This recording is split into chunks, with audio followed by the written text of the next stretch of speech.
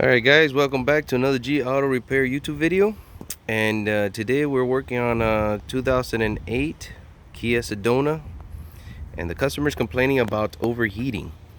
Now right off the bat I already suspect an overheating due to coolant leak, but he also mentioned that the fans don't seem to come on, so he may have a double whammy here where he has multiple problems compacting on each other. But definitely we have a leak, so this video is going to concentrate on the leak. I'm more than likely going to do a separate video on the troubleshooting for the fan issue. So one of the things that to find leaks is we have to pressurize the system in order to see where the leak is coming from. Sometimes it's not necessary depending on how bad the leak is. This is one of the situations where you do have to pressurize the system to see where the leak is coming from. So to do this, obviously safety first, so you want to make sure you're working on a cool radiator. You don't want to take off the radiator cap when it's hot, because it has pressure, or if it has pressure, the coolant will come back at you and burn you very bad, and it sucks. So you want to be cautious when working around cooling system, around a vehicle, period. So the first step we want to do is we want to go ahead and top it off. I already know I have some coolant in there, but you want to add coolant just below the neck of the radiator fill, and then we're going to pressurize the system. Now to do that, the fastest and easiest way is to use a coolant tester pump like this, and this happens to be the Snap-on model SVT S262A. Okay, Snap-on does sell these. You can get this from any tool vendor. They have their different versions. This happens to be a Snap-on one, works very well, had it for many years. And then this is kind of a somewhat new to the scene. It's already been out for several years actually, but before you had to buy, and I don't have many of them anymore. This happens to be a Radiator Cap Adapter, but you had to buy an adapter for every make. Sometimes they varied from model to model, so you had to buy several for one make for different models, and they would couple right here, and then you would attach your pump to the what do you call it, to the adapter. Now some genius dude, or somebody, I don't know who it was, but they came up with this idea, which is wonderful. It's called a Smart Fit. This one in particular I purchased from Matco years ago. This is I think the part number is Smart 750, I believe that's what it says there. And I purchased this from Matco Tools, but you can get it from other vendors as well. Redline has them and whatnot. But it comes with this adapter, which hooks up to your pump, and then you have 3 other universal fittings that you can use that expand as you tighten them. So depending on how wide the hole is here, or if you're working like on a Chevy or Ford type, it will be on the reservoir itself. It will be a pressurized tank. You would connect it there, but in this case we have to connect it here, and we're going to use the smallest one because it has to fit inside, just like so. So what I'm going to do is I'm going to pass this on to my helper here, and she's going to record how this is done. So you just screw this on here, the adapter, the appropriate one, depending if it's this one or one of those two.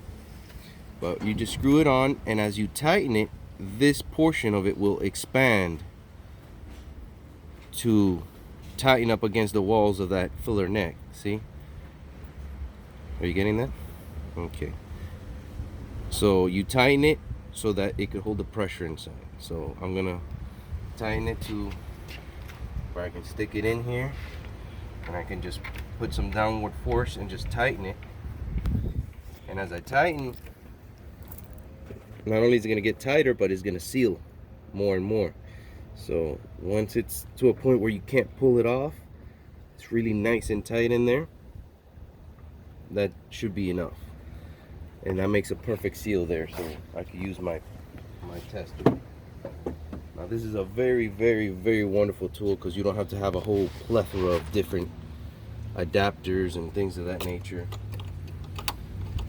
Maybe somebody will come up with one for the radiator caps, I don't know. That would be wonderful. I don't know how that would work with. So we have that here. Now each cap is rated at a certain pressure. Normally it's going to be anywhere from 15 to 16. In this case, it's not really written. I see a 1.1. That's 1.1 atmosphere. Let me see. I think that's 1.1 atmosphere or something like that. So 1 atmosphere is about 14.7, I think, PSI, something like that, of absolute pressure. So, which is roughly around the same, translated to PSI, it's going to be around 15 or so. So we're going to come over here and we're going to pump it to the appropriate pressure right here.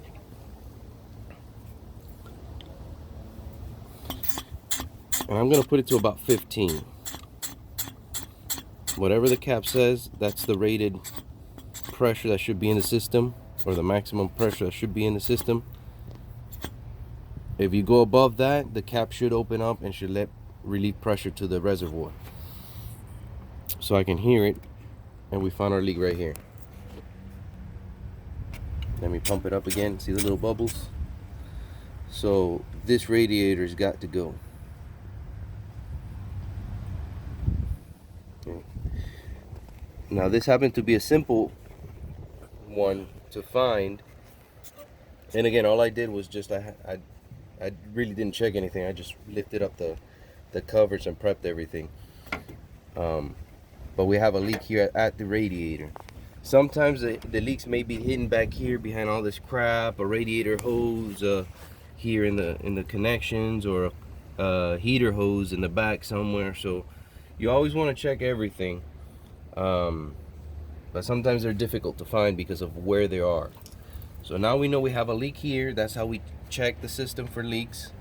If we were to put more water in this, it'll probably be pouring out even more. So definitely we're gonna need a radiator. And I think this radiator wasn't that old, so I'm not sure when it was put, but it really doesn't look that old. And I know he did mention that it was replaced a while back. I'm not sure when, but I'll have to find all that out. But we definitely need a radiator for starters. Now we can still have an issue with the cooling fans, which he says he feels they're not coming on. So I'm gonna continue to check up on that. But as for the leak is concerned, we have a leak at the radiator. So this was a brief video on how to check for a coolant leak, and find out where it's coming from. So I hope this helped. Thanks for watching, like and subscribe, and we'll catch you on the next video. Ciao.